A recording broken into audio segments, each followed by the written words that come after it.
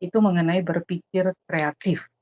Nah, sambil menunggu ditampilkan di Teams, saya mau menjelaskan sebagai pembuka ya, eh, seperti yang kemarin awal pertemuan saya sudah menjelaskan bahwa menjadi seorang entrepreneur itu salah satu karakter yang harus dimiliki adalah dia harus kreatif, ya. Artinya dia harus berpikir kreatif. Kenapa? Karena kreativitas itu sangat diperlukan di dalam proses kewirausahaan, ya, di dalam bagaimana nanti Anda uh, bersaing, di mana Anda nantinya berhadapan dengan pasar. Di pasar itu terdapat begitu banyak pesaing-pesaing, ya. Nah, pesaing begitu banyak, mereka menawarkan produk yang sangat beragam, sehingga jika Anda tidak kreatif dalam menghasilkan produk-produk, ya, itu Anda akan tenggelam dalam persaingan, ya. Nah, kita lihat slide kedua, tujuan pembelajaran. Ya, tujuan pembelajaran yang pertama adalah mengenalkan kreativitas sebagai modal penting seorang wirausahawan, ya. Jadi itu sangat penting, itu merupakan modal penting. Seperti yang tadi saya jelaskan bahwa jika dia tidak kreatif, ya, maka pelan-pelan dia akan dilupakan, dia akan ditinggalkan dalam persaingan, ya. Jadi berpikir kreatif itu penting. Kemudian apa hambatannya? Kemudian bagaimana mengukur? Kemudian mengenalkan cara meningkatkan kreativitas dan membebaskan diri dari belenggu. Nah, kita sebelum itu slide ketiga itu kita tidak ada game ya, bermain abjad. Kemudian kesimpulan yang bisa diperoleh itu juga tidak. Nah, kita langsung ke slide keempat. Nah, sebelum masuk ke slide keempat itu kita lihat dulu apa sih kreatif ya? Apa sih kreativitas? Kreativitas adalah kemampuan memunculkan ide-ide, ya. Jadi kreatif itu adalah kemampuan dia memunculkan ide-ide, artinya dia memunculkan ide yang berbeda dari yang lain. Jadi ide itu adalah kreativitas, menciptakan sesuatu yang berbeda, ya. Bagaimana dengan inovasi? Inovasi adalah bagaimana mengimplementasikan ide yang berbeda tadi itu menjadi produk yang bernilai komersial. Jadi inovasi itu adalah bagaimana mengimplementasikan, bagaimana menerapkan, menciptakan ide tadi itu betul-betul menjadi produk yang memiliki nilai komersil. Artinya ide itu dibuat dalam produk maupun jasa, kemudian nanti akan dikomersialisasikan dan dijual sehingga memiliki nilai tambah ekonomi yang lebih tinggi, ya, daripada yang seperti yang kemarin saya katakan bahwa gandum di ladang itu nilainya sangat rendah nilai ekonominya, ya.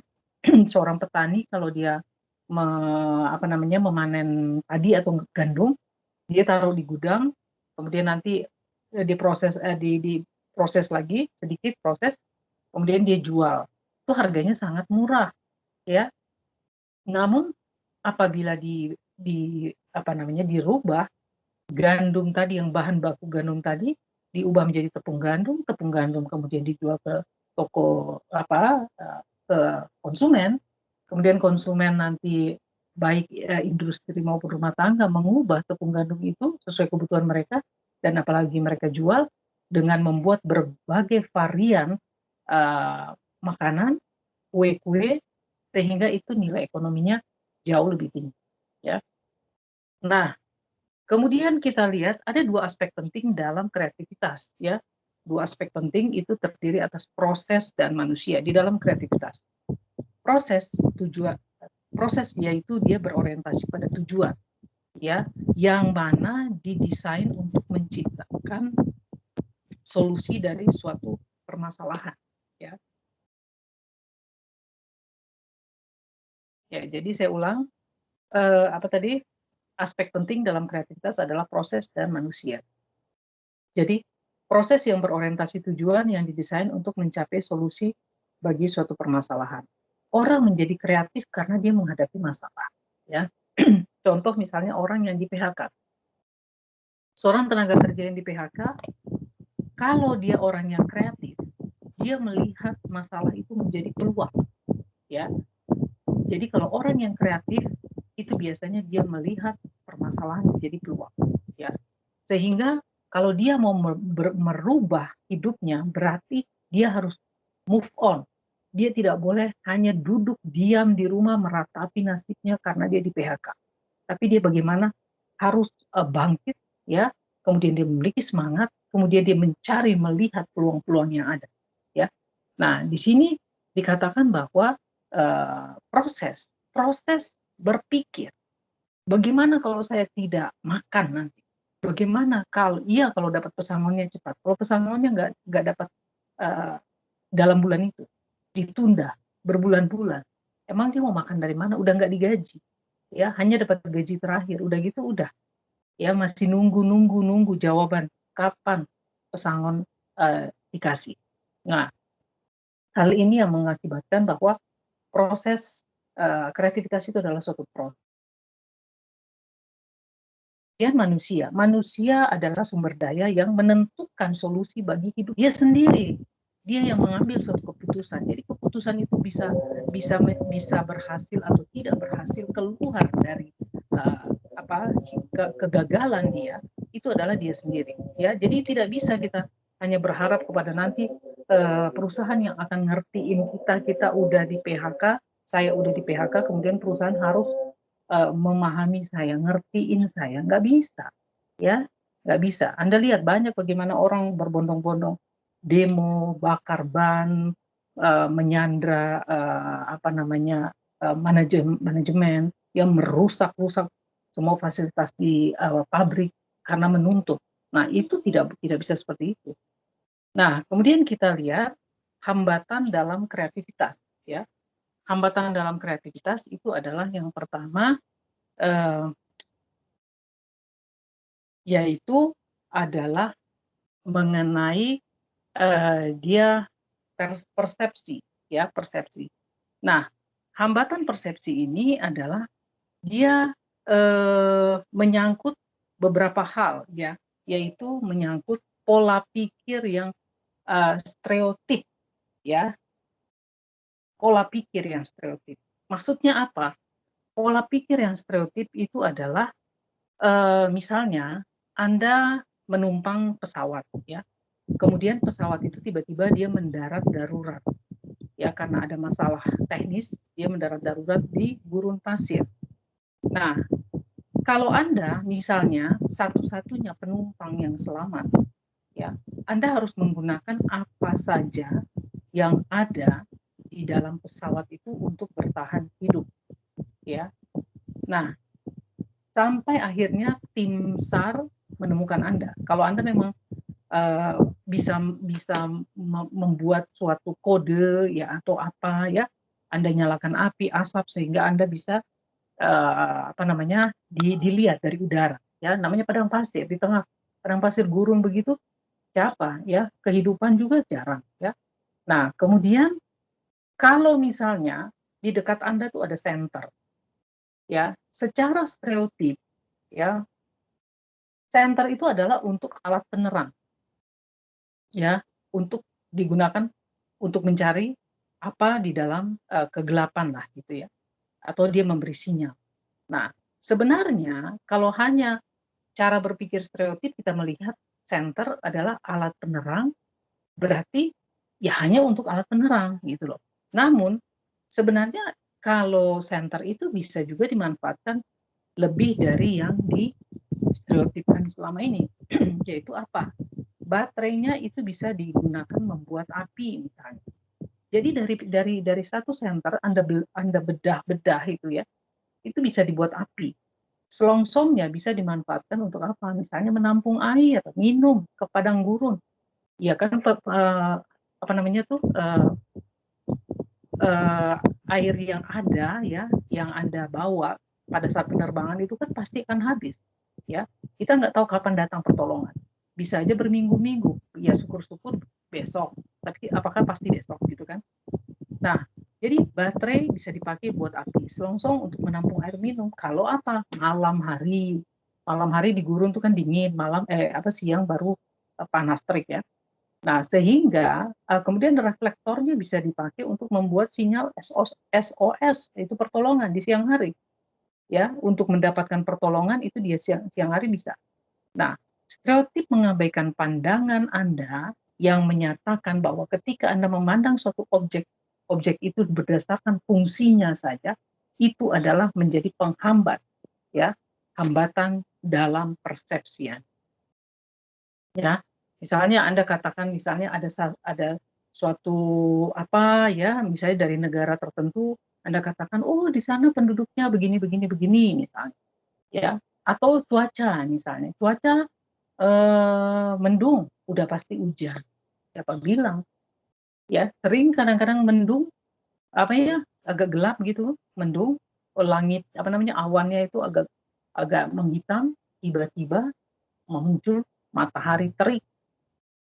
Jadi itu cara berpikir yang menghambat.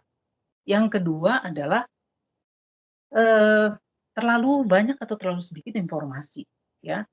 Nah, jadi kalau misalnya Anda mau mengambil sebuah keputusan, misalnya Anda mau meluncurkan sebuah produk baru, ide untuk membuat produk baru, terlalu banyak informasi. Orang si A, B, C, D, dan seterusnya mengatakan A, B, C, D. Kalau Anda tidak bisa memilah-milah yang mana yang sebaiknya Anda ambil sebagai pertimbangan, ya, Anda lah decision maker-nya, misalnya. Terlalu banyak orang yang mencampuri keputusan Anda, terlalu banyak informasi, dan Anda tidak bisa mengeliminir itu, mana yang bisa digunakan, ya, dan yang tidak digunakan, itu mengakibatkan akhirnya produk itu, ide itu akhirnya nggak terrealisasi dengan baik. Karena apa? Anda terlalu fokus untuk menerima begitu banyak informasi. Nah, jadi di sini dikatakan bahwa banyak informasi bisa memperlebar masalah. Jadi Anda nggak fokus. Ya, akibatnya bisa terjadi dipilah-pilah atau sedikit informasi. Karena Anda terlalu bergantung kepada orang-orang tertentu. Ya, padahal untuk mengambil sebuah keputusan, Anda harus fokus gimana dan Anda meminta informasi yang memang betul-betul relevan, relevan. Ya, jadi jangan ke sana kemari. Ya, nah, oleh karena itu, kalau terlalu banyak atau terlalu sedikit, itu justru akan menghambat, ya. Kemudian emosional, ya, itu juga mengganggu seseorang untuk kreatif, ya. Nah, sebagai contoh apa? Takut mengambil resiko, ya, terlalu takut.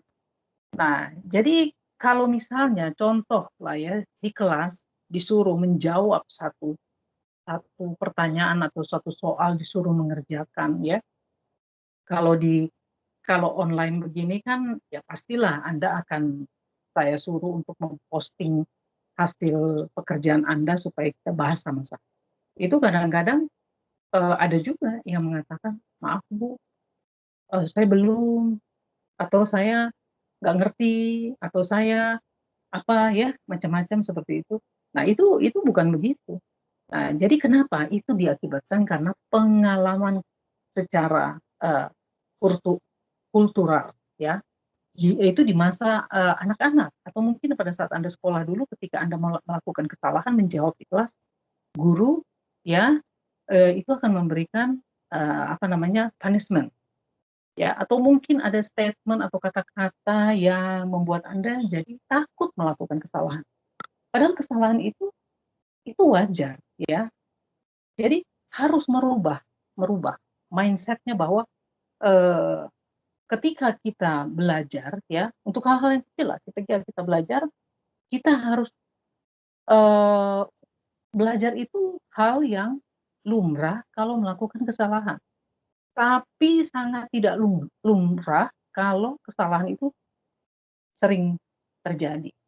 Artinya, misalnya Anda belajar, dikasih pertanyaan, dikasih soal untuk menjawab, ya, terus sekali, dua kali, tiga kali, it's okay. Tapi kalau terus-terusan Anda melakukan kesalahan, artinya Anda nggak ada proses pembelajaran itu. Ya, kenapa? Anda bisa aja dong nanya sama teman, bisa aja tanya sama dosennya, ya diskusi. Sehingga Anda tahu, oh kesalahan saya harusnya begini, begini, begini dalam belajar. Ya, nah itu yang harusnya diubah. Ya takut salah, takut mengambil risiko, karena takut nanti dikasih punishment. Nah, jadi Columbus itu juga pernah melakukan kesalahan saat dia salah mendarat di India, ya, yang ternyata dia hanya mendarat di di selatan benua Amerika, salah mendarat, ya. Namun dia tidak pernah tersasar atau melakukan kesalahan. Jadi manusia tidak pernah mengarungi manusia katanya saat itu tidak akan pernah mengarungi bola dunia jika tidak ada kesalahan dari Columbus. Karena zaman maaf saya lupa ya, cuma waktu itu katanya bumi itu segi empat ya kalau nggak salah. Jadi kalau orang berlayar orang kan jatuh gitu, ya kan? Nah, itu zaman apa itu saya lupa. Nah, ternyata setelah Columbus itu ternyata bumi itu bulat. Jadi kalau orang berlayar sampai kemanapun nggak akan jatuh gitu. Nah, kemudian berani menghadapi ketidakpastian. Artinya di sini kalau untuk menjadi kreatif, seseorang perlu belajar menghadapi ketidakpastian atau kekacauan bahkan. Jadi artinya kita harus berani pindah dari zona yang nyaman ke zona yang baru, ya. Jadi Anda harus tahu dan Anda ingat bahwa seorang entrepreneur itu ada karena ada orang-orang yang mau mengarungi samudra ketidakpastian. Jadi munculnya ya entrepreneur itu karena apa? Karena adanya orang-orang yang berani mau mengambil ketidakpastian. Karena menjadi entrepreneur adalah selalu bersahabat dengan ketidakpastian. Kalau menjadi karyawan sudah pasti gaji tiap bulan ada, ya. Apalagi pegawai negeri, ya. Sudah pasti kan? Ya karyawan swasta juga pasti. Cuman kalau nanti ada sesuatu dan lain hal, kalau misalnya perusahaan apa, ya itu lain persoalan. Tapi menjadi entrepreneur, ya itu tadi, pasti-pasti. Sudah pasti dia gagal, sudah pasti dia sukses dalam usaha. Kemudian lebih suka menilai daripada menghasilkan gagasan baru. Ya, jadi ini muncul akibat orang yang bersikap negatif terhadap apa saja sehingga dia lebih expert menjadi kritikus daripada dia menjadi pelaku usaha. Jadi kerjanya cuma nyalahin orang, ya. Ya, kerjanya selalu mengkritik orang, mengkritik si ini kamu sih begini, kamu sih begini. Makanya jangan mau yang ini, ngambil resiko yang pasti-pasti aja, udah jelas-jelas di depan mata, ngapain kamu repot-repot? Nah, ya, jadi itu yang menghambat seseorang untuk menjadi kreatif itu. Jadi masalah emosi. Kemudian hambatan kultural, jadi masih banyak lagi ya. Saya singkat saja, waktu kita 1,5 jam. Hambatan kultural itu dapat terjadi misalnya adalah takut tampil berbeda ya, atau takut mengambil tindakan atau mengemukakan ide atau gagasan yang akan dianggap sesuatu yang kontroversial ya. Nah, jadi kalau misalnya dia menghasilkan suatu gagasan yang baru, dia tuh takut dikritik ya karena nanti ah terlalu berlebihan misalnya kan ya. Kalau nanti kasih saran terlalu banyak omong, nanti dicap vokal ya. Jadi udahlah ambil zona nyaman aja, udah diam-diam nanti dianggap rese gitu ya apa. Itu ya. Kemudian hambatan lingkungan ya, hambatan lingkungan itu adalah misalnya tidak ada kerjasama dan saling percaya antara tim kerja atau atasan itu yang sikapnya adalah otoriter, tidak menghargai pendapat orang lain. Jadi lingkungan-lingkungan kerja, lingkungan ya Anda, sosial Anda di mana ya.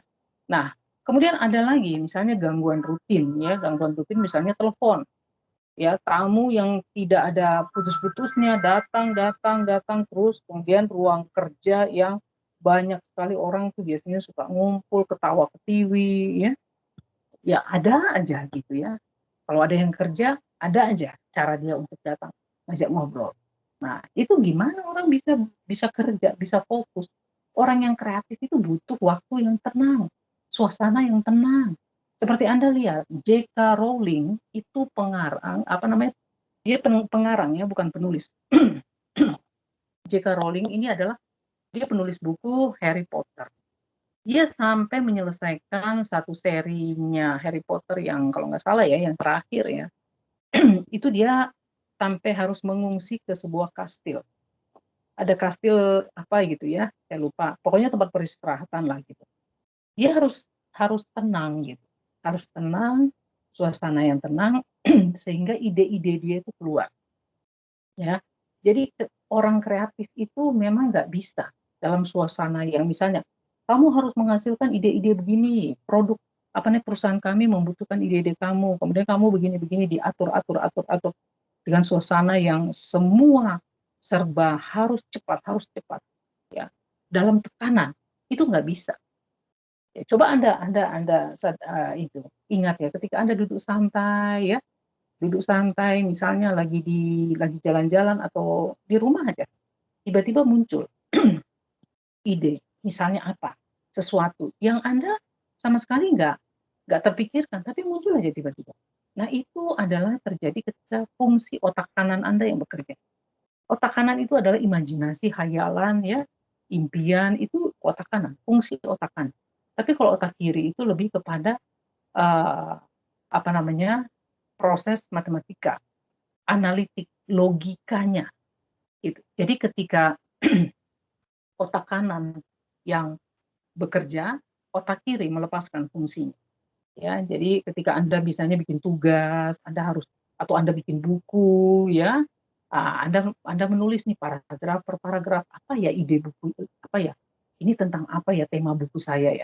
Anda berpikir, oh begini, begini, begini. Nah, itu biasanya lebih kepada otak kanan. Nah, kemudian yang berikutnya adalah intelektual ya, hambatan intelektual itu adalah disebabkan oleh sikap mental yang tidak efisien atau bisa dibilang dia enggan menggunakan pendekatan baru. Misalnya dia terlalu mengandalkan data-data secara statistik ya, dan pengalaman masa lalu ya. Jadi data-data periode yang lalu diandalkan sama dia menjadi bahan pertimbangan untuk melakukan forecast ya, ramalan untuk ke depan. Ya, kan statistik kan data-datanya digunakan untuk sebuah pijakan atau untuk bisa memprediksi kemungkinan tren untuk apakah produk hasil penjualan ini bisa trennya positif atau negatif ya. Jadi itu terlalu terpaku gitu. Kemudian pengalaman masa lalu juga sehingga gagasan-gagasan baru itu terlalu cepat diuji ya. Jadi ada pengalaman masa lalu juga yang mengatakan bahwa dengan metode ini jauh lebih baik. Sehingga orang tuh jadi enggan untuk keluar mencari metode yang baru. Misalnya pelatihan atau apapun itu menggunakan metode-metode baru sehingga produktivitas daripada karyawan itu jauh lebih baik. Nah, ini biasanya apa ya? Nanti makan waktu, karyawannya nanti gimana? Apa namanya, menghabiskan anggaran. Iya, kalau benar, iya, kalau terbukti bagus. Kalau enggak, udah buang-buang waktu, buang-buang anggaran, ya. Nah, ini yang menjadi penghambat, ya. Atau dia enggan menggunakan intuisi. Intuisi itu sebenarnya seperti feeling ya, bisikan, ya, hati atau ya seperti itulah intuisi. Itu kadang-kadang jangan dianggap remeh. Itu bisa memunculkan kreativitas orang. Kemudian yang berikutnya, ya oke, lanjut.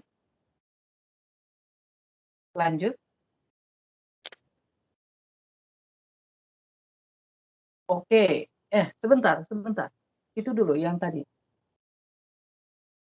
Ya, ini nanti saya meminta Anda nanti dikumpulkan ya, nggak sekarang. Anda coba menghubungkan 16 titik berikut dengan menggunakan kreativitas Anda. Ya. Saya nggak bilang bahwa akan membentuk kotak atau apa, enggak. Apapun kreativitas Anda hubungkan titik-titik itu dan dia tidak putus garisnya, ya. Jadi antar satu orang dengan orang lain bisa saja berbeda, ya.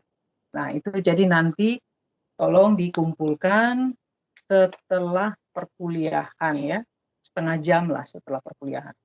Baik, lanjut slide berikutnya. Nah, bagaimana kita memandang sebuah perspektif, ya? Eh, Kayaknya udah kelewat. Kayaknya harus ada satu lagi ya. Nggak sama ya. Setelah, ya ini dia. Oke, berarti sebelum ini ya, 16 titik itu ya. Oke, saya inikan dulu deh yang ini. Hambatan persepsi pada game yang tadi ya, itu, eh, oh ya, maaf, saya hanya mengambil satu kutipan, ya, itu tadi udah saya jelaskan. Sebenarnya saya mengambil kutipan dari Bill Gates. Dia katakan bahwa apa? Dia katakan di sini, if you born poor, it's not your mistake. But if you die poor, it's your mistake. Ya, jika kamu terlahir menjadi orang yang miskin, itu bukan kesalahan kamu. Ya, tapi jika kamu mati sebagai orang yang miskin, itu adalah kesalahan kamu. Ya, coba. Jadi coba kita renungkan kata-katanya ini sebenarnya punya punya apa ya? Makna yang sangat luar biasa mendalam, ya. Jadi kamu sebenarnya nggak salah kalau kamu lahir sebagai orang yang miskin, tapi kamu salah kalau kamu meninggal sebagai orang yang miskin. Itu kesalahan kamu adalah kamu tidak bisa menggunakan apa yang sudah dianugerahkan Tuhan kepada kamu. Baik itu akal pikiran, ya, melalui akal pikiran, kreativitas kamu. Tidak ada yang tidak akan berubah nasibnya kalau dia tidak mau berubah, berkarya, mencari, ya, mencari, berusaha. Itu yang harusnya ada. Kan itu sudah dikasih. Kita sudah dibekali.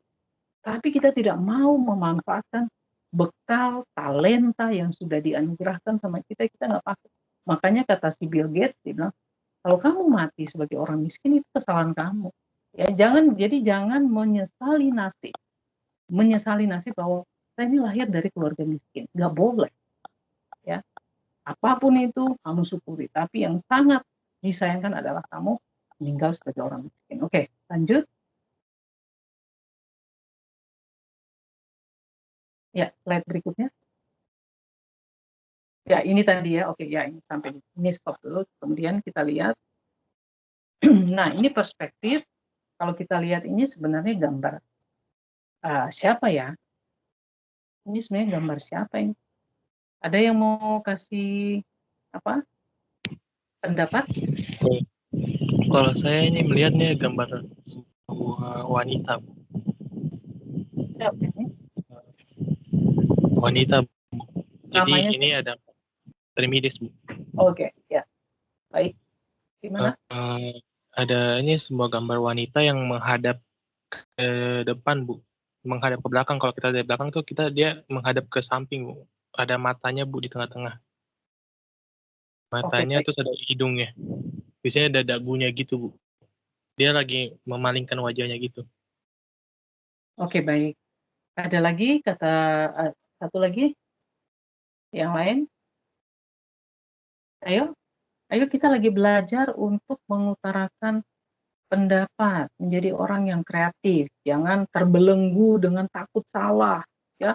Kalau nanti saya ngomong, saya salah, saya nanti diledekin sama teman-teman, nanti di WA mungkin ada grup, ih tadi salah ya, kecian deh lo gitu kan, itu nggak boleh.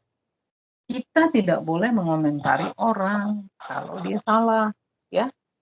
Tapi kita harus salut kalau orang mau berkomentar karena dia mau usaha, ya. Kalau dia salah itu mah biasa.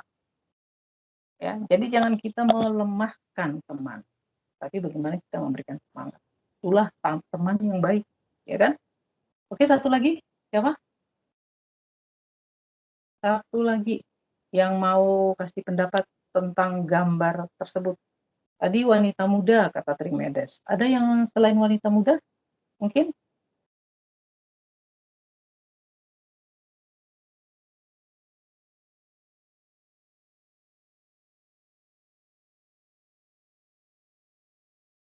Tidak ada? Aduh, sangat disayangkan ya. Kenapa tidak berbicara? Ya, baik. Sekarang kita lihat. Ya, silakan. Aron, Bu, Ya, ini menurut pendapat saya ini seorang wanita tua. Seorang wanita tua bersama binatang peliharaannya ya. Kalau menurut saya sih, soalnya ini kayak seekor tikus ya di atas pundaknya, mau naik ke atas pundaknya ini. Itu si Bu sedang berpal menghadap ke depan. oke, sudah. Udah, Bu. Oke, baik. Ya, kalau Aaron katakan ada apa? Wanita, ada tikus di pundaknya seperti binatang gitu ya. Baik, sekarang kita lihat perspektif itu kan cara pandang ya, cara orang memahami sebuah fenomena, sebuah gambar. Perspektif orang setiap orang pasti beda-beda. Ketika memaknai sesuatu, melihat sesuatu, ya merasakan sesuatu, apapun itu dalam bahasa yang sama. Kita orang Indonesia, bahasa Indonesia, tapi bisa saja perspektif kita bisa beda-beda. Karena cara kita melihat, kita memaknai itu dari sudut pandang yang berbeda-beda. Kenapa saya katakan sudut pandang yang berbeda-beda? Tadi Trimedes mengatakan bahwa wanita muda, kenapa wanita muda dilihat dari ciri-ciri ini. Oke, apakah itu salah? Kita lihat, si Aaron mengatakan bahwa ini ada binatang yang berstandar di bahu seperti tikus atau apa. Ya, bisa saja karena dia memandang dari sudut pandang yang dia mirip kayak tikus. Ya, seperti itu. Ya. Nah, kalau saya lihat bukan wanita muda, wanita tua justru. Kenapa? Lihat dari wanita tua yang sedang menunduk gitu. Dia pakai apa namanya kerudung, kemudian hidungnya, mulutnya, dagunya, ya. Kemudian dia menggunakan baju hangat, baju berbulu gitu ya, kayak orang Eropa gitu. Kalau saya lihat ini sebenarnya nenek tua. Nah, seperti apakah yang benar? Yang benar yang paling benar tuh mana sih? Ya semuanya. Karena ini perspektif kita katakan. Ketika kita mengatakan ini dari sudut pandang mana, dia melihat karena dia melihatnya dari ciri-ciri fisik. Tapi kalau misalnya saya merubah sudut pandang saya melihat dari sisi yang lain, oh iya ya, kayaknya benar nih wanita muda, ya. Atau misalnya yang tadi kata si Aaron, kayak ada binatang ya, oh iya ya, kayaknya mirip juga sih, seperti itu, ya. Nah, itulah bagaimana perspektif terbangun dari sudut pandang kita, cara kita memandang, ya. Oke, lanjut yang berikutnya. Nah, ini juga sama ya, kita tidak usah bahas satu-satu. Ini juga kalau kita lihat ini sepertinya apa kawat. Nah, ini juga apa? Apakah ini pesawat? Ada yang bilang ikan terbang, ya, macam-macam. Oke, next. Ya, ini apa? Apakah dia bentuknya ya sama atau tidak? Ya, dari sebelah kiri, dari sisi samping kiri kanan, apakah dia sama? Ya, ini objeknya sama atau tidak? Oke, next. Enggak, salah. Ya. Nah, kemudian kita lihat di sini berpikir kreatif, ya, berpikir kreatif itu melihat dari sudut pandang yang baru. Coba lanjut.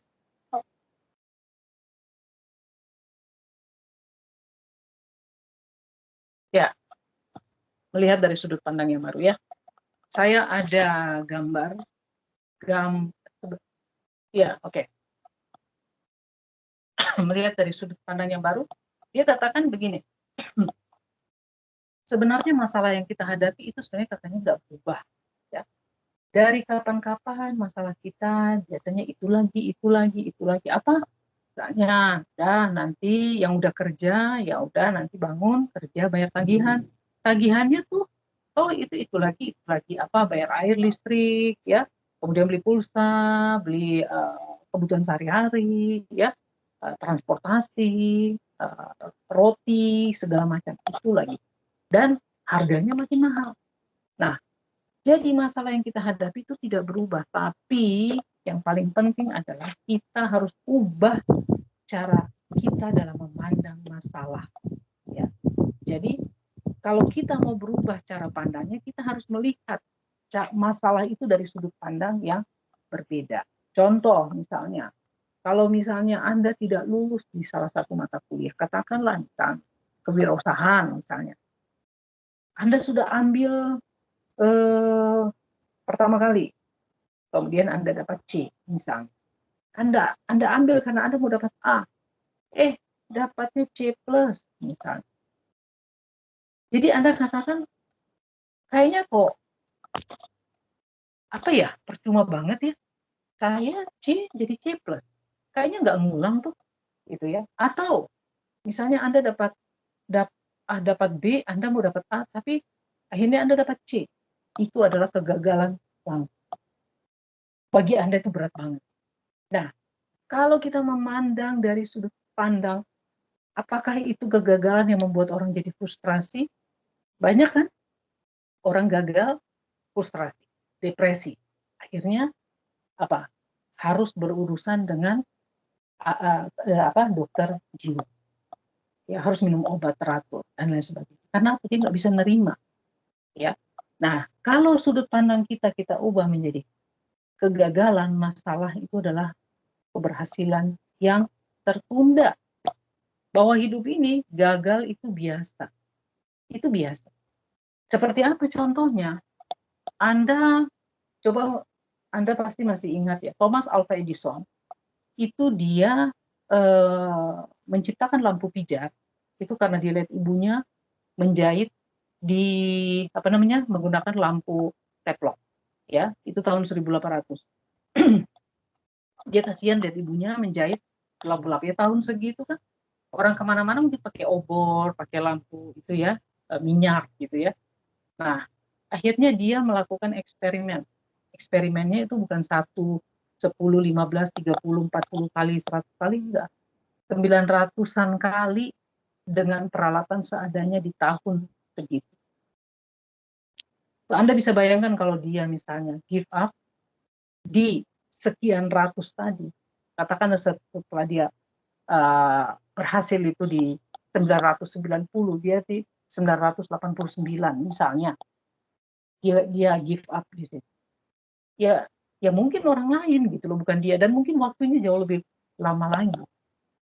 Ya, jadi berpikir kreatif adalah melihat dari sudut pandang yang baru. Oke, next, lanjut.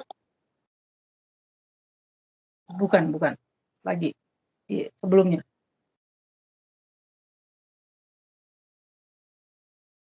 Ya, ini. Oke, kita lihat.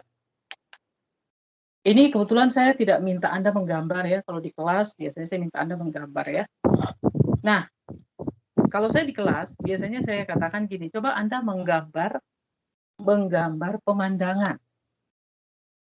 Nah, dari tahun ke tahun, kalau saya instruksikan seperti itu, hasilnya adalah seperti ini rata-rata.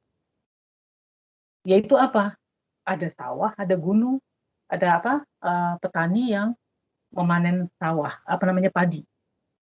Atau ada jalan, ada matahari, ya. Nah, ketika saya suruh angkat, mana gambar pemandangannya diangkat? Paling ada 1-2 lah.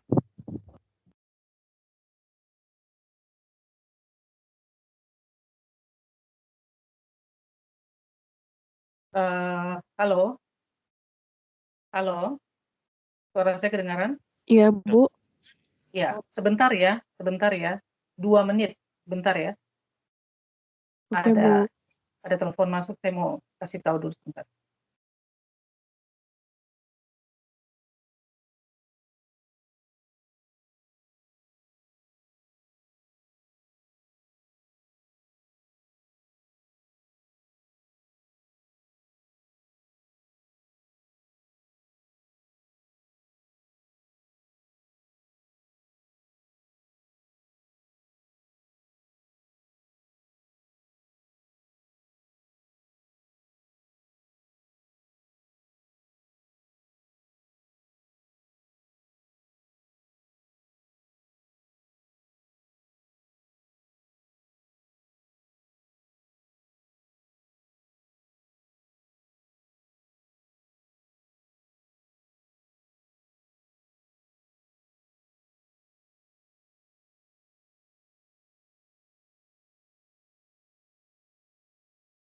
Ya, halo.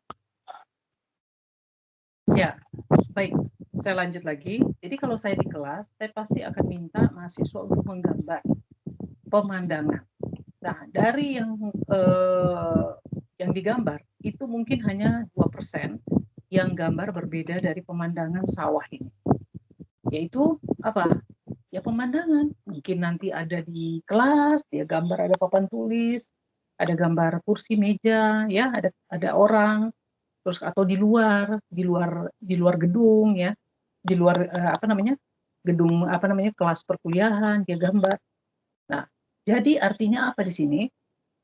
Ketika kita disuruh menggambar pemandangan itu stereotip.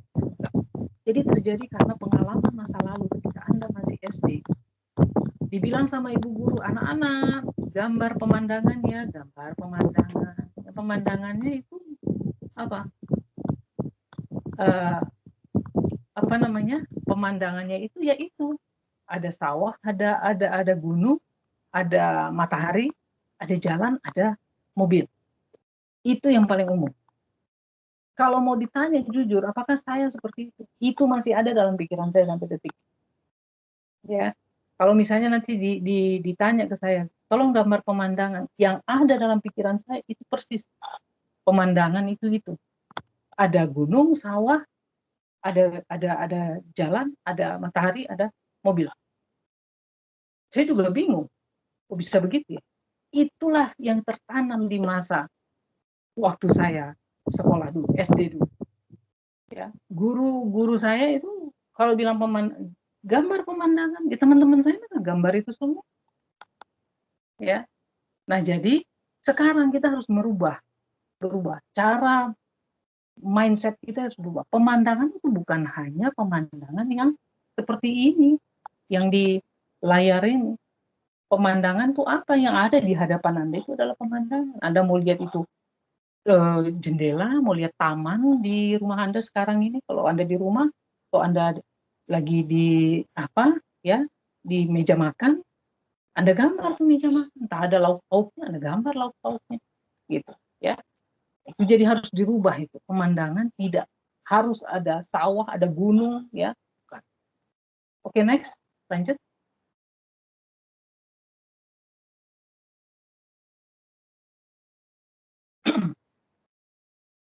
Ya, pemikir kreatif itu selalu bertanya, SCOMS katanya, apa tuh shape, color, use, material, part, and size, ya. Itu jadi adalah selalu bertanya. Ini orang-orang kreatif ini yang selalu out of the box. Jadi dia keluar dari kotak. Jadi orang-orang kreatif itu biasanya orang yang selalu bertanya, mencari tahu, melihat peluang, ya. Jadi dia tidak terpaku kepada misalnya. Ya, coba kita lihat slide berikutnya. Nah, ini ada yang tadi SCOMS tadi kan.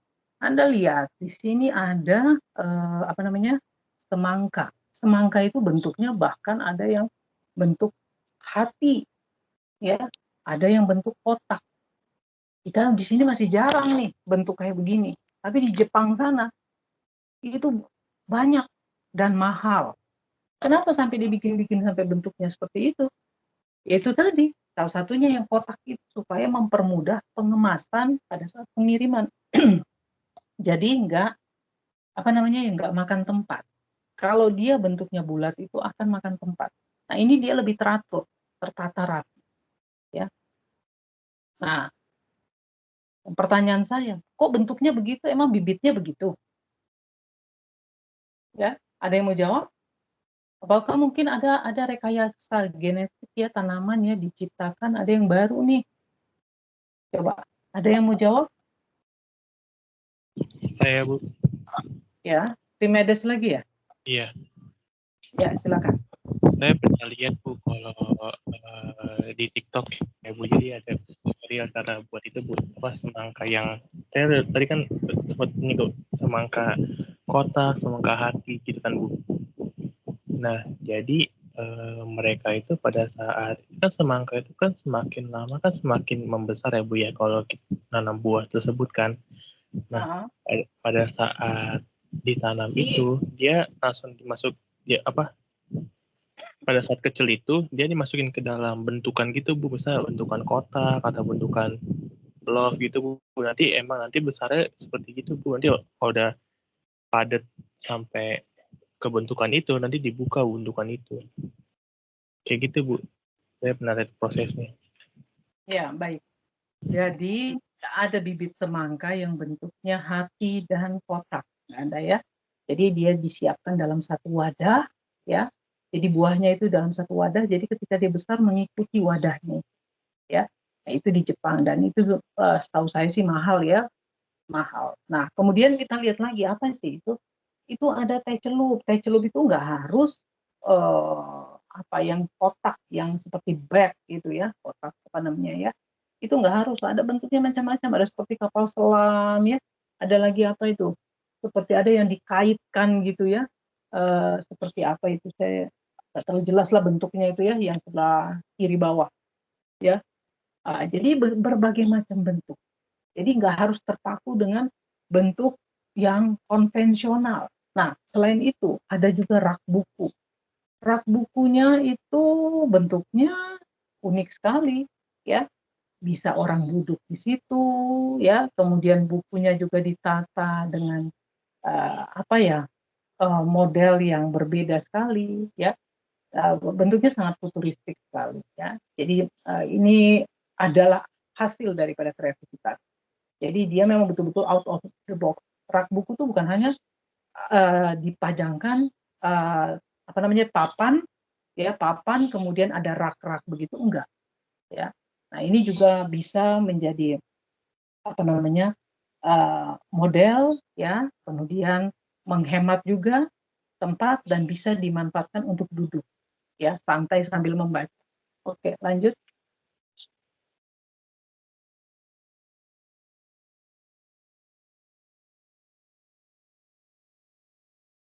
Ya, ini saya nggak ceritakan semua, hanya beberapa, nanti sisanya mencari ya. Nah, misalnya teknik daripada create itu apa sih? Contohnya ada 6 ya. Teknik create-nya itu misalnya mencoba cara berpikir terbalik. Berpikir terbalik itu maksudnya apa ya? Misalnya cahaya listrik, ada arus listrik menghasilkan cahaya. Balik cahaya dulu ada, baru ada arus listrik.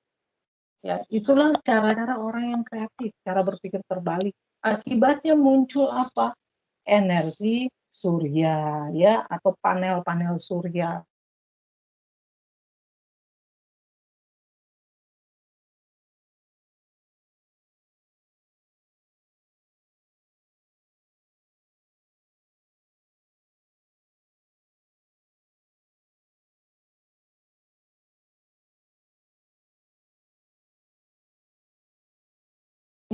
Dibikin balik, jangan harus ada tergantung dari arus listrik baru ada cahaya, tapi cahaya baru ada arus listrik, ya. Nah, kemudian membuat kombinasi-kombinasi baru, misalnya para desainer, ya, itu dia dia membuat baju, ya, membuat desain baju, celana dan lain sebagainya, atau perhiasan-perhiasan, itu dia menggunakan apa namanya kombinasi-kombinasi yang bertabrak-tabrakan. Akhirnya justru trendy, ya, warnanya yang nggak matching lah istilahnya. Nanti ada warna apa digabungkan warna apa, ya. Jadi justru itu menjadi sebuah mode, ya. Nah, kemudian yang lain, kalau kasus ekstrim ini adalah produk-produk yang gagal, ya.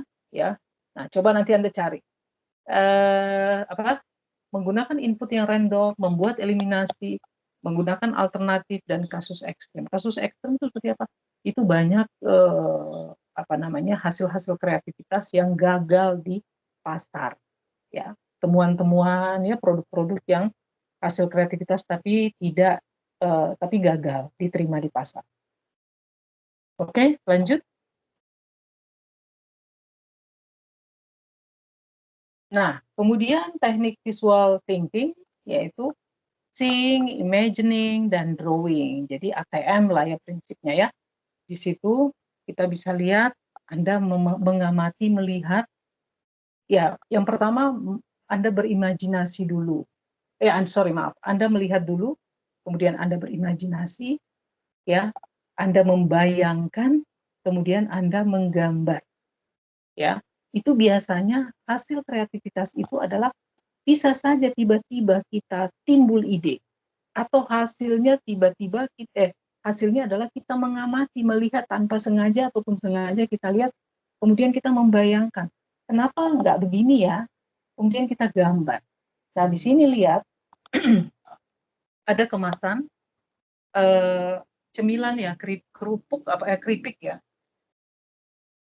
Di situ ada gambar orang ya, jadi dia tidak harus gambar, tapi dia kasih seperti plastik begitu, jadi isi dalam cemilan itu orang bisa lihat, sehingga kelihatannya unik gitu ya, unik aja ya, unik aja. Jadi di situ ada kelihatan cemilannya warna-warni, ini yang kerupuknya yang warnanya satu warna aja. Nah, kemudian yang sebelah kiri bawah itu, ini tempat deterjen ya, tapi dia modelnya itu seperti mesin cuci, sehingga orang bisa lihat isi dalam deterjennya itu ya. Nah, kemudian yang berikutnya itu ada gambar roti yang sudah berjamur ya.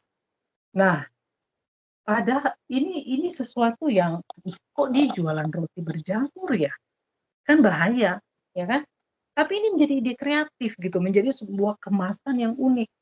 Jadi berjamurnya itu dia bikin di plastiknya ya, di plastiknya. Jadi plastiknya itu dia bikin jamur, tapi rotinya roti fresh. Kemudian di kemasan kertasnya dia bikin juga jamur-jamur itu ya. Saya nggak terlalu ini kemasannya itu, tapi saya lihat unik nih. Oh, ada orang jualan roti tapi rotinya berjamur gitu ya. Nah, ini adalah salah satu dari kreativitas. Dia berani tampil beda ya. Orang nanti lihat, ini kok kayak jamur nih, kok unik banget, lucu banget nih. Nah, orang beli ya. Oke, lanjut.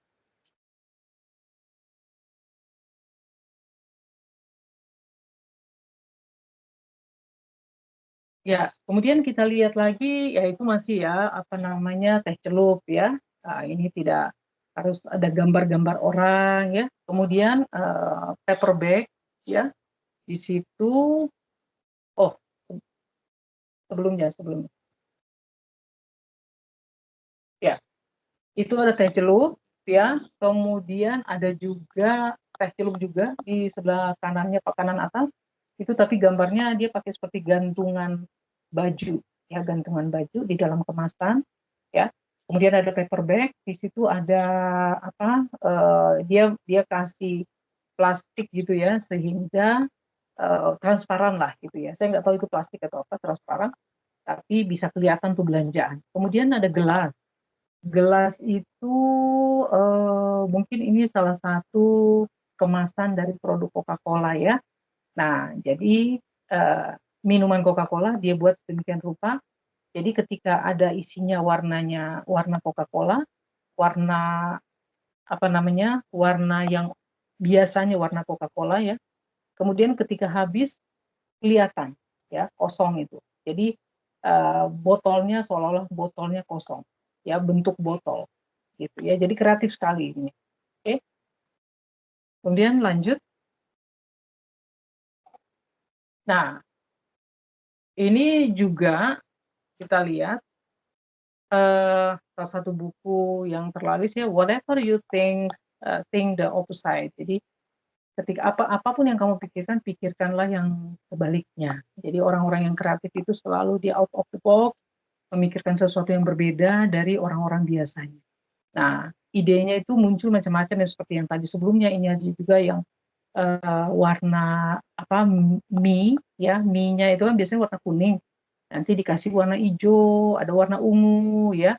Nah, ini biasanya hijau itu tentu saja adalah untuk konsep misalnya masakan bakmi sehat ya, dengan pewarnaan alami menggunakan misalnya dari bayam misalnya ya, dari sari bayam, warna sari bayam, atau itu ubi ungu misalnya, bihun yang paling bawah. Nah, kemudian yang berikutnya itu es krim itu ada kayak asap-asap. Ya, saya rasa Anda pernah lah ke mall ya, ada dengan kesannya jadi ketika dituangkan itu dia berasap begitu. Jadi ini menjadikan sesuatu yang membuat customer experience-nya itu menjadi bertambah, ya.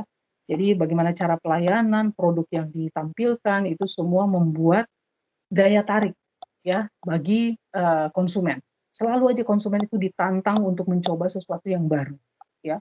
Siapa yang nggak mau, ya, dia mengkonsumsi es krim, tapi ada asap-asapnya seperti gitu ya, berasap lah gitu. Oke, lanjut. Ya, ini kuesionernya enggak ya. Kita tidak membahas kuesioner. Oke.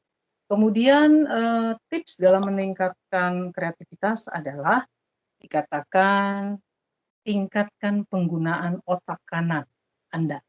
Jadi otak kanan Anda itu Anda tingkatkan melalui contoh visualisasi tujuan. Jadi Anda pingin menjadi apa?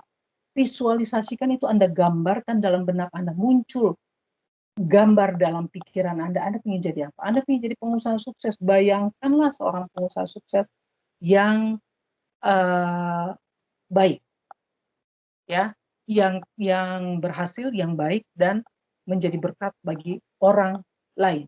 Artinya dia mesejahterakan karyawannya, tidak pernah ada kasus, dan perusahaan itu punya image yang luar biasa, yang positif, ya. Kemudian mempelajari seni musik. Jadi orang yang senang mendengarkan suara musik itu adalah orang-orang yang kreatif. Seperti Anda coba lihat, kalau seorang ibu yang lagi hamil, anaknya dikasih musik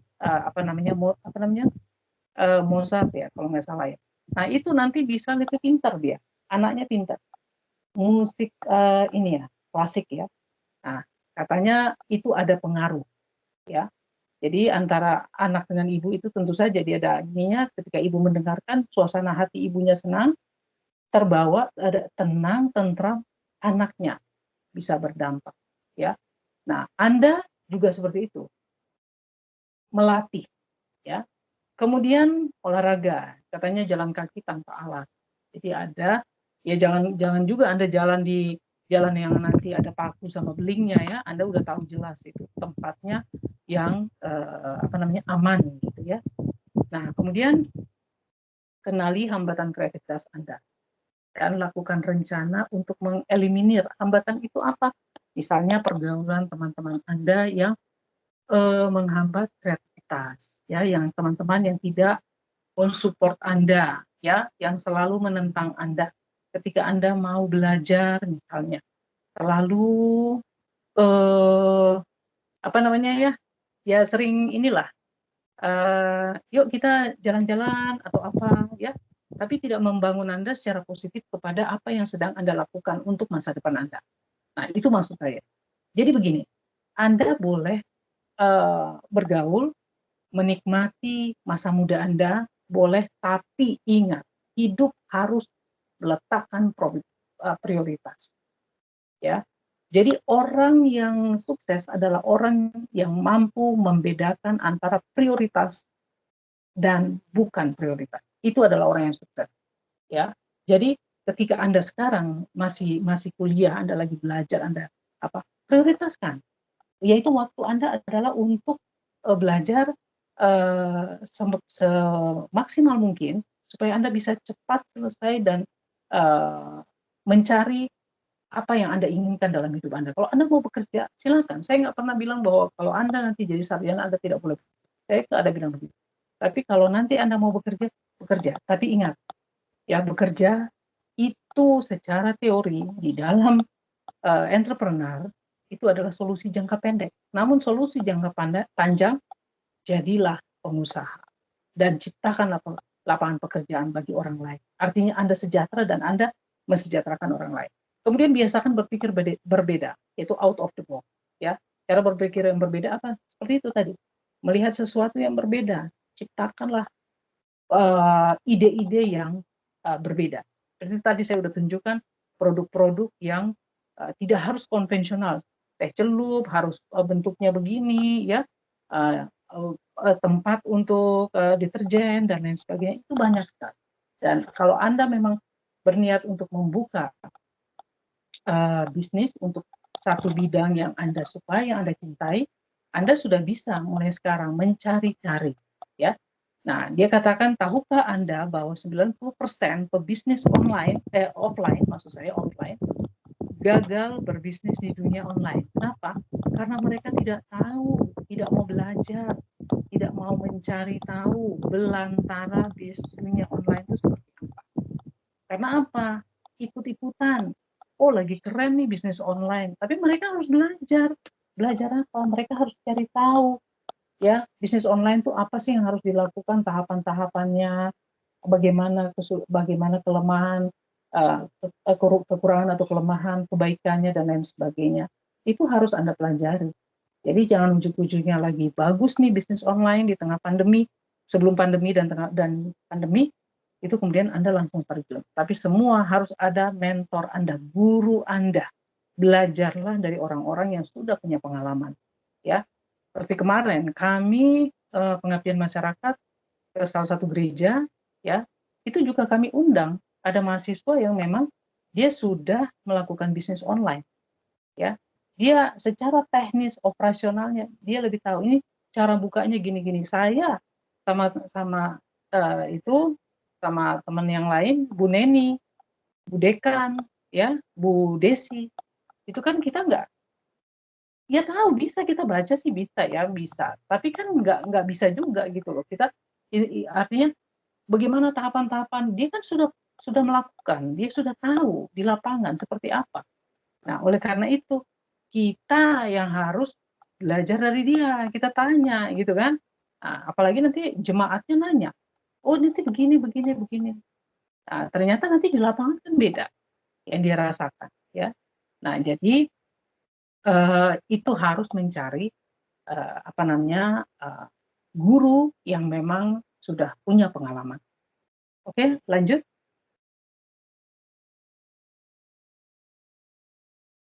Nah, dia katakan di sini, ini Albert Einstein, katanya imagination is more important than knowledge. Nah, luar biasa. Ya, seorang Albert Einstein, orang yang paling pintar sampai diambil otaknya itu untuk diteliti. Ini orang kok pintar banget ya.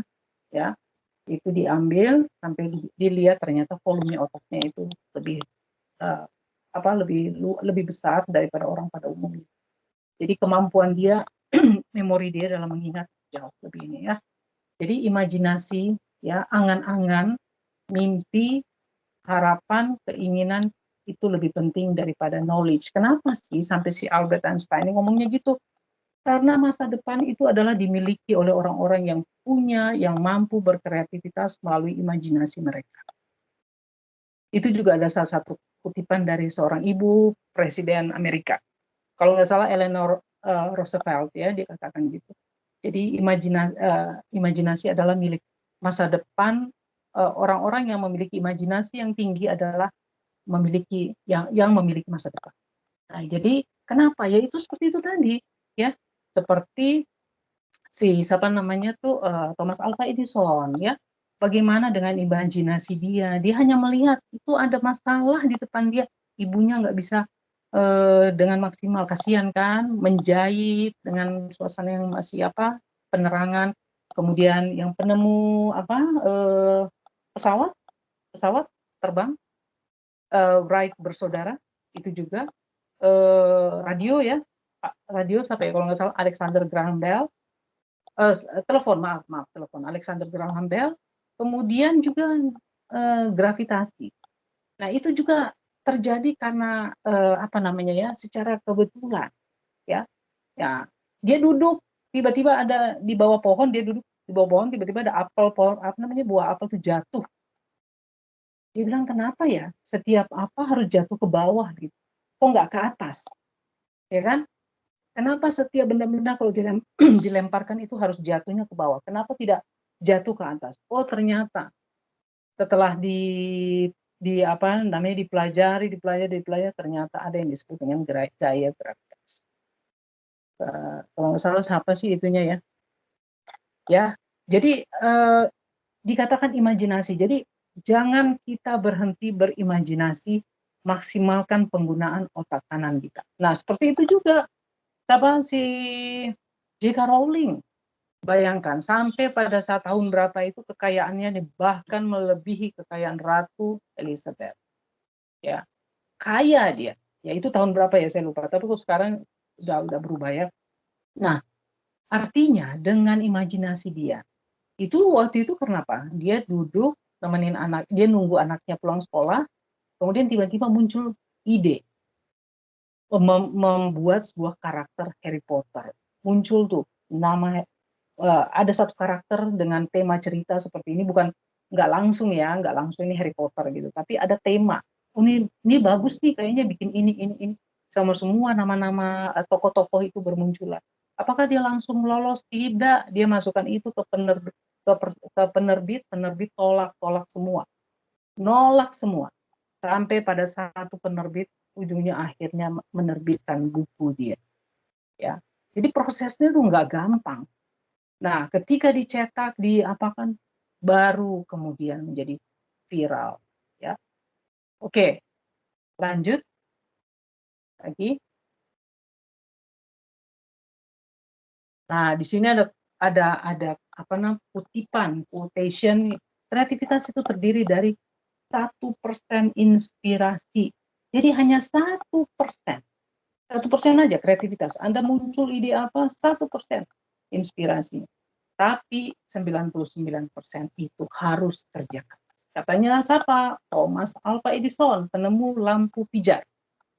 Ya, dia itu betul-betul kerja keras untuk trial and error terus sampai akhirnya bisa dengan peralatan yang sangat-sangat sederhana. Ya, akhirnya bisa listrik itu ya, lampu pijar.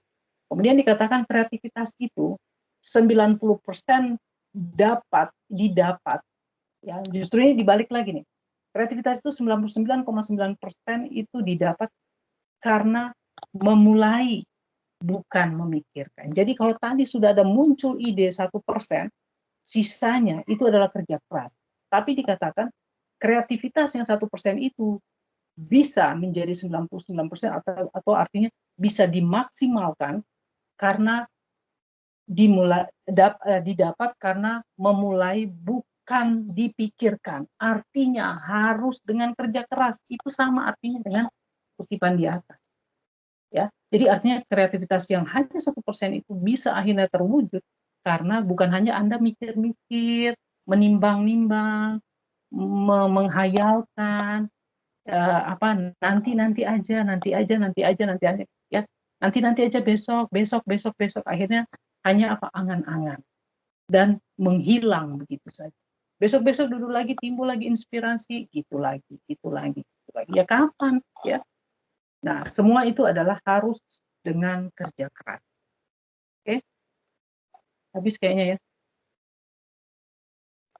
Ya, selesai. Oke, baik, mungkin ada pertanyaan. Materi kita nggak terlalu banyak hari ini. Ibu, saya mau tanya. Bu, saya juga, Bu. Ya. Terkait tugas kelompok, Bu, itu gimana, Bu ya? Tugas Kan tadi kelompok yang mana? Belum ada sih, Bu, tugasnya. Tapi saya mau tanya tugasnya itu seperti apa ya, Bu? Soalnya kelompoknya sudah ada. Yang hari ini, yang tadi saya kasih?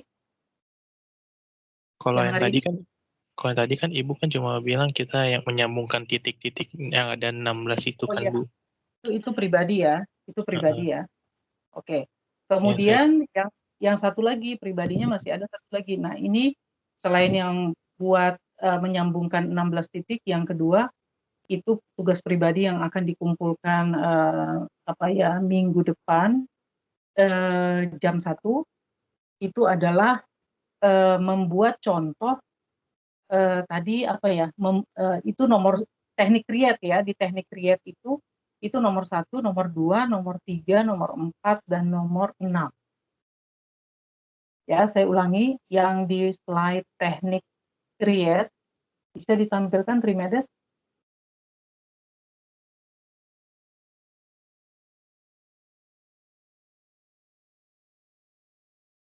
Lagi ke atas, slide yang ya, itu tuh, slide nomor berapa sih ini?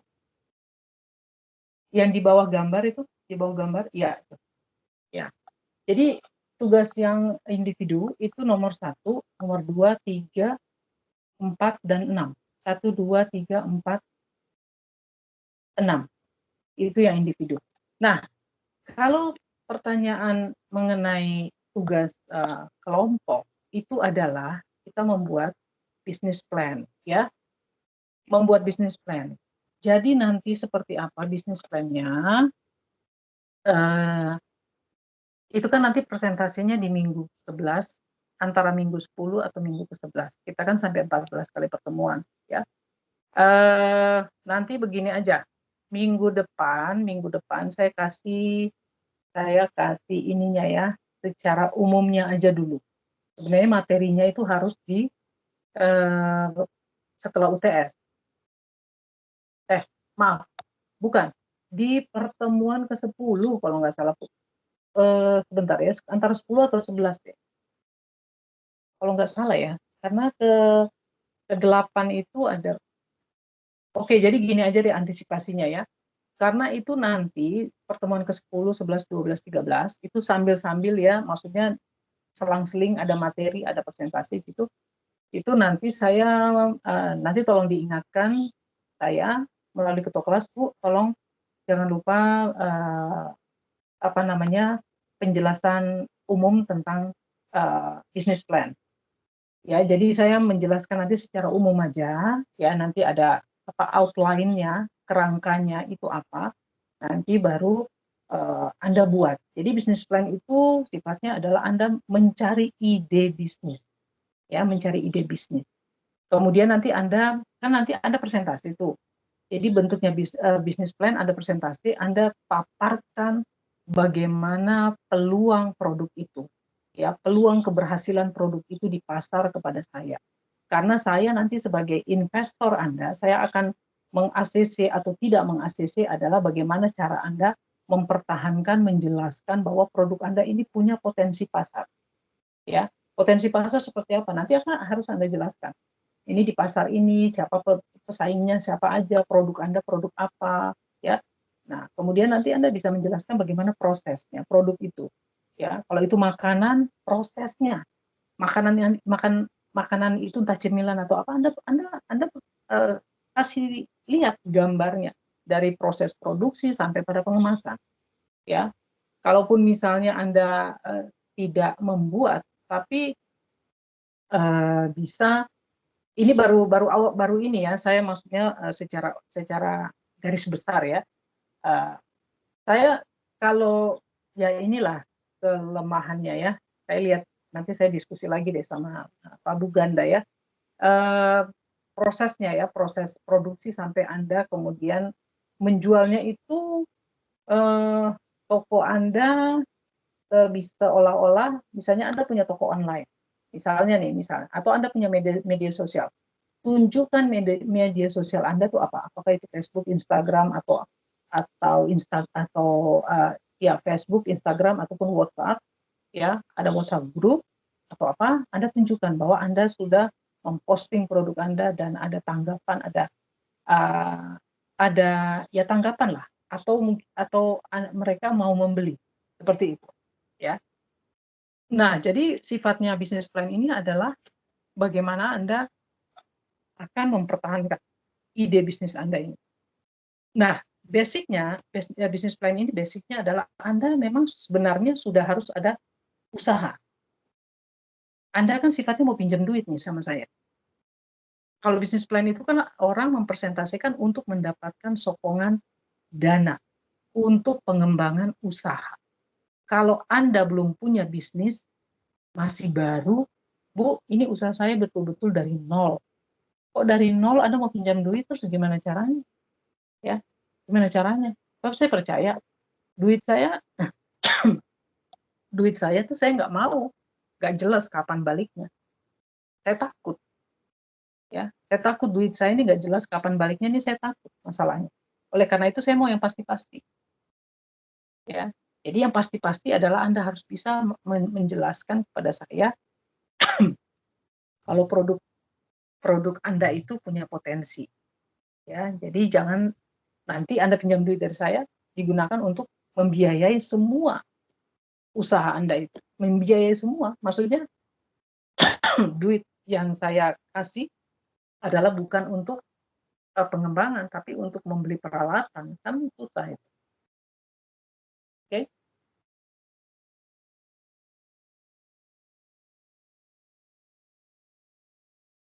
Ya, mungkin itu penjelasan saya tentang tugas Kemedes. Oke, baik Bu. Terima kasih ya Bu. Ya, jadi nanti ya, mungkin minggu depan, tapi secara umum tadi secara mendetail itu nanti ada pertemuan khusus. Maksudnya udah ada pertemuannya gitu. Oke, yang lain yang satunya lagi. Tadi siapa yang mau tanya? Halo. Tadi ada saya dengar satu lagi yang mau nanya. Kalau nggak salah Aaron Bu. Ya, Aaron, mana orangnya? Nanti tolong difoto kehadirannya ya, Pak Krisensa yang hadir. Halo, Aaron. Iya, Bu. Iya. Apa pertanyaannya? Bentar, Bu, saya cari tempat yang aman. Soalnya di sini berisik, Bu. Ya, di unmute dulu deh suaranya. Iya, Bu, bentar, Bu.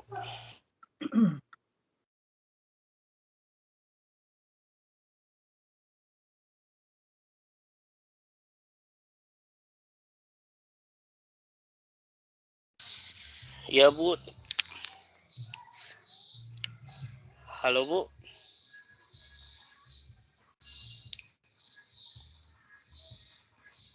Halo, Bu. Iya, silakan. Iya, Bu, terima kasih atas kesempatan yang telah diberikan. Ini kan tadi yang saya ambil kesimpulan dari apa yang dikatakan Ibu, bahwa kita ini harus berpikir kreatif kan, Bu. Pengalaman saya di sini, saya memiliki saudara kan, Bu. Tapi dalam situasi pandemik seperti ini, dia ini sudah istilahnya sudah blank, Bu, untuk berpikir secara kreatif untuk menjalankan usahanya, Bu. Karena dalam situasi pandemik seperti ini, dia ini memiliki usaha kayak menjual oleh-oleh khas Maluku begitu, khas Maluku, Bu. Jadi setiap orang atau setiap turis yang datang dari luar, mereka itu membeli usahanya dia, Bu, khas Maluku, untuk tampilkan di daerah orang lainnya masing-masing. Tetapi karena dia tidak memiliki kreatif lagi, Bu, karena dalam situasi pandemik sudah tidak ada pengunjung yang datang lagi kan. Yang ingin saya tanyakan kepada Ibu, bagaimana sih cara kita, Bu, untuk menghilangkan pemikiran itu di dalam diri kita dan menggunakan prinsip kreatif saja untuk bisa membuat usaha kita untuk maju apapun kondisinya, Bu. Jadi dalam situasi pandemik seperti ini, bagaimana cara kita untuk lebih mengoptimalkan pemikiran kreatif kita. Jadi kita tidak boleh terpengaruh di pandemik seperti ini, Bu. Jadi kita mengutamakan prinsip kreatif saja, Bu. Bagaimana sih, Bu, caranya? Ya, baik. Jadi sekali lagi kreatif itu adalah kita keluar dari cara berpikir yang konvensional, ya. Artinya tadi kan kamu bilang gimana caranya ya? Caranya adalah yang pertama, kamu harus berpikir bahwa pandemi bukan menjadi hambatan. Ya, selalu ada jalan, selalu ada cara. Itu dulu deh. Ya, harus kamu pahami bahwa apapun itu pasti ada jalan. Yang penting adalah kita harus berubah cara pandang kita. Kalau kita selalu maju mundur. Oh ya, oke, saya mau berpikir kreatif. Terus besok-besoknya, gimana lagi? Situasi begini ya. Nah, seperti itu. Jadi nggak ada konsistensi dalam diri kita bahwa saya mau maju usaha saya. Saya mau mencari peluang. Pasti bisa. Orang lain bisa kok, kenapa sih saya nggak bisa? Tapi caranya itu yang penting. Caranya adalah kita merubah pola pikir kita. Dengan cara apa? Melihat bahwa ada jalan kok di masa pandemi kok orang bisa. Nah, itu kita belajar. Kita belajar, coba kalau memang kamu ada teman, kamu tanya sama dia, gimana sih caranya kok kamu begini. Saran saya adalah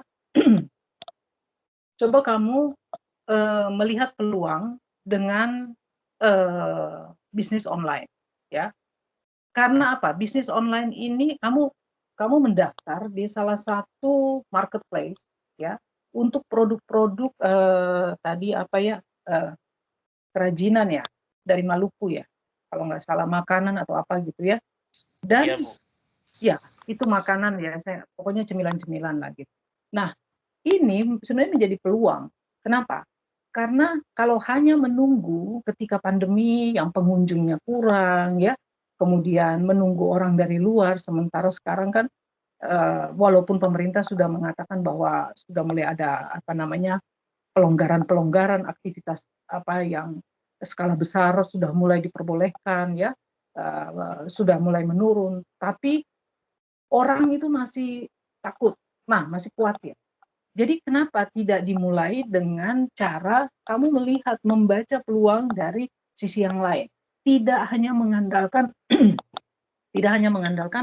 bisnis secara offline. Kamu belajar, masuk ke bisnis online itu bagaimana caranya, ya. Nah, lihat potensi, caranya bagaimana. Kamu lihat ketika misalnya kamu nanti teman kamu itu mengklik ya, mengetikkan kata kunci. Misalnya, kata kunci apa namanya itu produk makanan olahan dari Maluku misalnya, atau cemilan khas Maluku misalnya, atau apapun itu ya, maksudnya tentang Maluku, tentang Ambon atau apa. Itu keluar nanti beberapa penjual-penjual itu ya, toko-toko online itu atau pelapak-pelapaknya. Kemudian teman kamu itu mempelajari ya apa saja sih yang mereka jual, terus produk-produk unggulan mereka tuh apa aja sih. Jadi sebenarnya itu ada beberapa hal. Kalau kita mau ngetes ya, ini kan saya berbicara menyarankan temanmu itu satu merubah mindset, kemudian bagaimana out of the box melihat peluang lain. Ya. Nah, caranya mengetes. Anda nih sebenarnya punya potensi nggak masuk pasar online, ke media ke marketplace, yaitu melihat dari apa? Varian produk yang ditawarkan, yang kedua adalah harga dan kualitas. 3 hal itu harus dipegang. Cara mengetes, kamu nih kira-kira bisa survive nggak ya di pasar, di marketplace. Nah, kalau misalnya sudah mengetikkan tadi kata kunci itu, keluar itu nama-nama penjual-penjualnya, ya, pelapak-pelapaknya itu, kemudian dikunjungi toko-toko mereka. Setelah dikunjungi, teman kamu lihat, apa saja sih yang mereka jual, apa produk unggulan, produk yang terbaru apa. Kemudian sesudah itu teman kamu itu lihat kepada produk yang dia jual. Kalau varian produk, ragam cemilan khas Ambon itu dia berapa banyak. Yang tadi, toko-toko online tadi itu berapa banyak. Kalau nanti paling tidak dia bisa menyamakan atau mungkin lebih sedikit jumlahnya daripada dia, oke, masih bisa ditoleransi. Yang kedua, lihat dari harga. Kira-kira harganya, kamu tahu nggak harga dia? Dia kasih harga berapa untuk produk-produk unggulan, produk yang laris manis, yang menjadi best seller. Teman kamu ada nggak? Ya, ngelihat seperti itu, bagaimana? Apakah bisa nggak dia bersaing? Kalau memang betul-betul dia punya produk unggulan itu, kalau memang harganya lebih mahalnya itu seberapa mahal perbedaannya? Ya, kalau kamu mau bersaing, awal jangan dulu kasih mahal-mahal. Itu strateginya. Yang ketiga, melihat dari kualitas. Ya, teman kamu pasti saya yakin paham dengan kualitas produk yang dia jual. Ya, sesudah melakukan 3 strategi perbandingan itu, langkah selanjutnya adalah kalau nanti antara 3 kriteria itu 2 saja bisa dipenuhi, silakan kamu masuk. Tapi kalau misalnya dari 3 itu, 3-tiganya atau hanya 1, kamu harus mikir-mikir dulu sebelum masuk. Karena ketika kamu masuk ke dalam, itu mereka akan menjadi kompetitor utama produk temanmu. Akan menjadi kompetitor. Ya, sehingga artinya apa? Apakah nggak boleh masuk? Boleh, tapi persiapkan sebaik mungkin, baru kemudian kamu masuk. Satu hal yang tidak boleh tidak diperhatikan, yang paling penting ketika traffic masuk ke media, ke toko online kamu di marketplace, itu berbicara tentang traffic, yaitu jumlah orang berkunjung.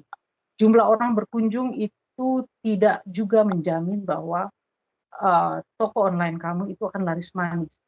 Traffic itu orang mengunjung, kan misalnya kita masuk, kita bisa cuma intip doang. Kita masuk, kita lihat, kita chat. Itu beda, ya. Kemudian yang menjadi target buyer-nya itu adalah orang-orang yang biasa mengetikkan kata-kata kunci. Misalnya parfum original, ya, atau apalah, banyak kata-kata kunci. Nah, jadi yang satu lagi yang tadi mau saya katakan adalah rating toko. Rating toko itu bisa mempengaruhi. Jadi semakin tinggi rating toko berarti misalnya dia beda-beda tipis ya harganya. Bahkan sama, tapi kalau rating tokonya tinggi, dia lebih berpotensi untuk lebih berpotensi untuk menjual produknya lebih banyak. Jadi bagaimana caranya merubah dia mindsetnya? Ya dari dirinya, merubah cara pandang bahwa selalu ada jalan. Ya, kemudian ya semangat gitu loh.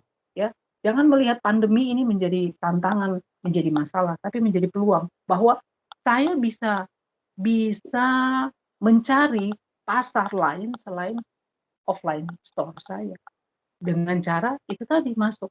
Selain itu, bagaimana lagi caranya? Caranya misalnya kamu temanmu pasti punya kontak dong, kontak offline ya, WA, media sosial ya. Nah, kontak mereka itu kamu simpan, kamu kontak mereka dengan menyebarkan link daripada toko online kamu. Kalau memang nanti sudah ya, asalkan tadi tes pertama dulu yang tadi itu 3 kriteria tadi. Kalau sudah melakukan tes gitu, kalau kamu masih belum lulus, persiapkan lagi. Semua itu nggak ada yang instan lah. Siapa sih yang nggak mau cepat-cepat dapat keuntungan, tapi berproses dalam kewirausahaan itu ya perlu waktu, perlu kesabaran, perlu kreativitas, motivasi yang kuat, gigih, kerja keras, ulet, pantang menyerah, itu harus ada. Jadi nanti kamu bilang sama temanmu, ya, menjadi seorang pengusaha itu, menjadi seorang entrepreneur itu bukan hanya berproses dalam waktu yang singkat. Seperti tadi saya katakan, ya, dalam kewirausahaan itu proses itu yang penting. Jangan kita melihat hasilnya menjadi kaya. Kaya itu adalah akhir. Tapi yang paling penting entrepreneur adalah proses. Ya, berproses itu yang paling penting. Nah, jadi dengan cara kita menjaring teman, ya, kita follow akun media sosialnya, kita undang mereka, kita kirim link toko kita, ya, kayak seperti apa sih jala ya, semakin kamu sebar itu ya, jala sama kailnya kamu sebar, masa sih nggak dapat ikan, ya nggak, ya kan? Masa kamu nggak dapat ikan kalau kamu sebar saking banyak itu, nggak ada yang nyangkut ikannya gitu. Nah, jadi saran saya itu dulu. Yang pertama, memotivasi diri, ya, dan harus sabar. Nggak ada yang instan.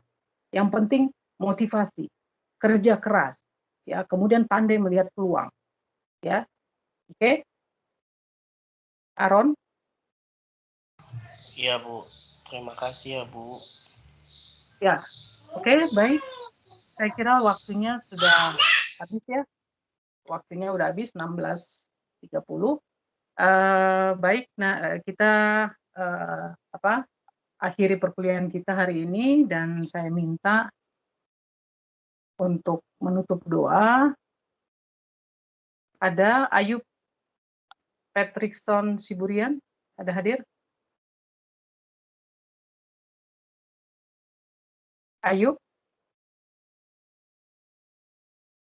Halo Ayub. Ayub, hadir atau tidak ya? Hadir, Bu. Maaf, Bu, Ya. ada selek. Ya, coba silakan ditutup dalam doa.